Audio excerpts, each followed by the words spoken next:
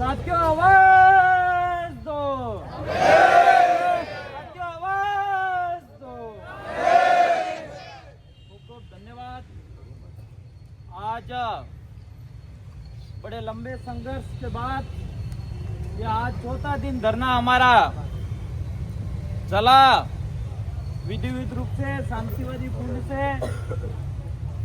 और मैं ज्यादा भाषण करना तो नहीं चाहूंगा, लगातार 4 दिन से बोल ही रहे मेरे भाई नितोष भाई ने बताया। और हमारे 15 सूत्रों की जो मांगे थी, इन मांगों में से 2-3 मांगे ऐसी थी जो मुख्य मांग थी।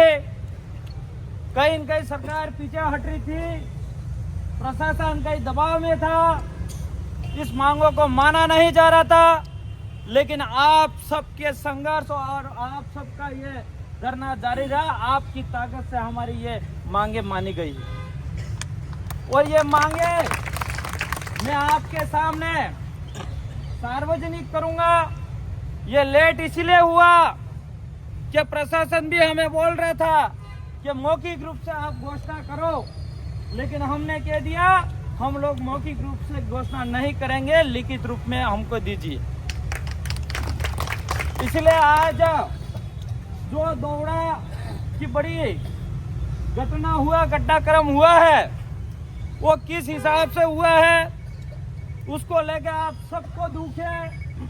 जब 3 दिन पहले हम दौड़ा थाने के सामने धरने पे बैठे थे, उस समय चाहे वार्ड पंच जनप्रतिनिधि हो, चाहे सरपंच हो, चाहे डेलीगेट हो, चाहे समाज सेवी हो, चाहे किसी भी संगठन का हो, चाहे किसी भी पार्टी का हो, वो दिल की आवाज से बोल रहा था कि इस थाने के अंदर ये सीआई इतना लापरवाह है, ये कांस्टेबल इतना लापरवाह है, ये एएसआई इतना लापरवाह है, ये खुलेआम बोल रहे थे।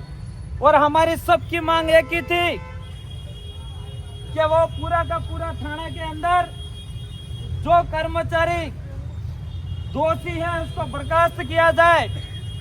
लेकिन कोई नियम प्रक्रिया के आधार पे हमारी मांगे मानी है और हम लास्ट तक लड़ाई लड़ेंगे भी सही।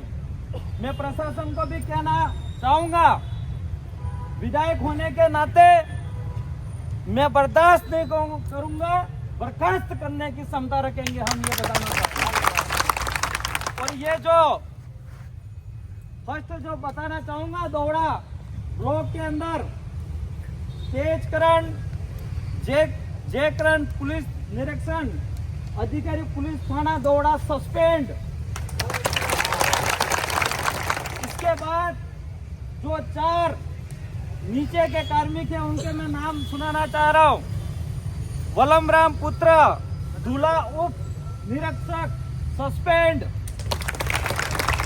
Suresh Kumar head constable suspend, Pushpendra Singh suspend, Madhav Singh suspend. ये सब आपकी ताकत से हुआ है, ये आवाज मेरी नहीं थी, ये आवाज आपकी थी।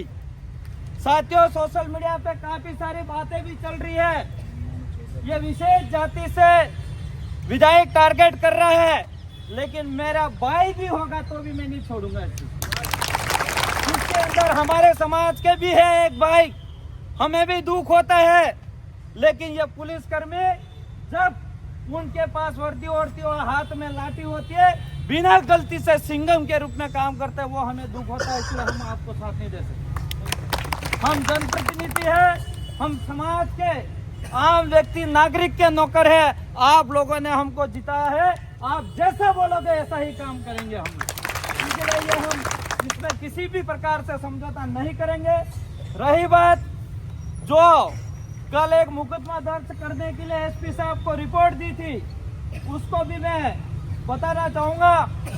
जो दिलीप आहारी के हत्यारों और गिरफ्तार करने की सजा दिलाने के लिए संबंध में दिया था, तो वो भी रिपोर्ट दर्ज होगी है और इसकी भी कॉपी दी गई।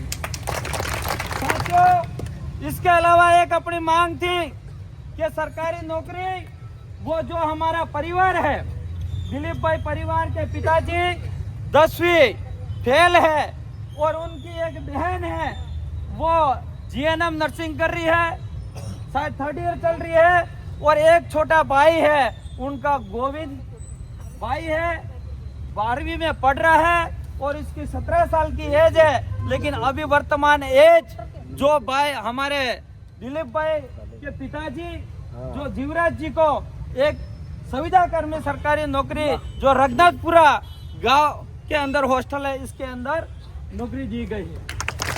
इसके अलावा 2 महीने के बाद 1 साल के बाद एक माहवाड़ी जो उनका बच्चा है उनको दी जाएगी। ये दोनों है। मैं ज्यादा बातें नहीं करके इसके आगे जो हमारी मांगे थी लगभग मानी गई। मेरे से पूर्व में जो एमपी साहब ने भी विवरण सहित बताया था, इसलिए मैं अभी लेट हो रहे हैं, इसलिए ज्यादा बातें नहीं करके हमारे बाद में जो वरिष्ठ रोहित क्रांति भाई आदिवासी दूसरी चर्चा करेंगे। इसी के साथ मेरा यहाँ पे विराम करता। सबको जय जवान, आवाज